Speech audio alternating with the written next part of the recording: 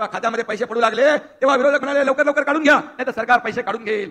मला दुर्दैव आहे, हे सरकार दोन्ही हाताने देणार आहे. आणि म्हणून माझ्या गोरगरीब बहिणींच्या खात्यामध्ये पैसे पडले. रक्षाबंधन भाऊबीज, आता फक्त रक्षाबंधन भाऊबीज नाही तर दर महिन्याला ही माहेरचा आहेर, ही ओवाळणी तुमच्या खात्यामध्ये पडत राहील, अशा प्रकारचा शब्द आम्ही देतो.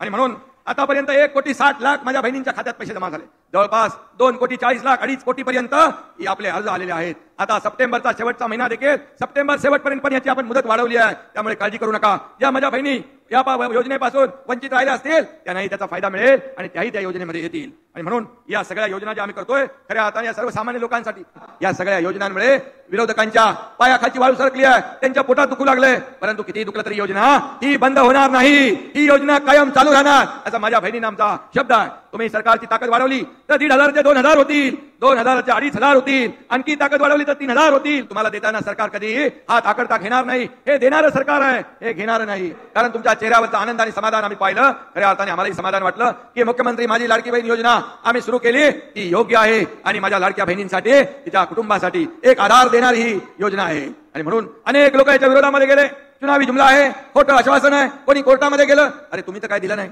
आम्ही देतोय त्याच्यामध्ये का खोडा घालताय, का त्याच्यामध्ये आडवे येत आहे. कोर्टामध्ये जाणारे कोण, कोर्टामधून देखील एक चपराक त्यांना मुंबई हायकोर्टाने दिली आहे. आता पुन्हा नागपूरच्या कोर्टामध्ये एक जण गेला आहे.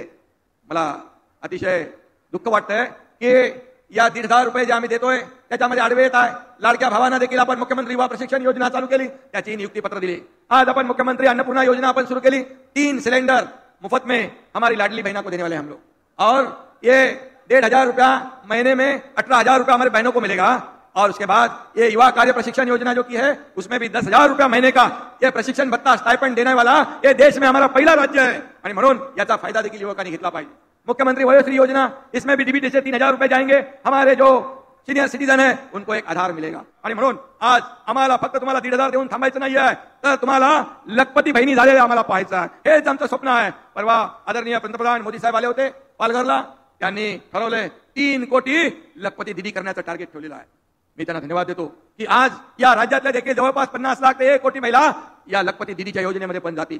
महिला आपला बचत गट जे आहेत ते आपण स्ट्रॉंग करतोय, त्यांनाही ताकद देतोय. कारण शेवटी तुम्हाला स्वतःच्या पायावर उभं करण्याचं काम आपल्याला करायचं आहे. आणि म्हणून जे महिला बचत गट कर्ज घेतात बँकेतून 100% परतफेड करणारा एकमेव वर्ग म्हणजे आमच्या भगिनी आहेत. एकही पैसा बुडवत नाहीत, त्यामुळे त्यांना कर्जही देण्याला कुणी मागे पुढे पाहत नाही.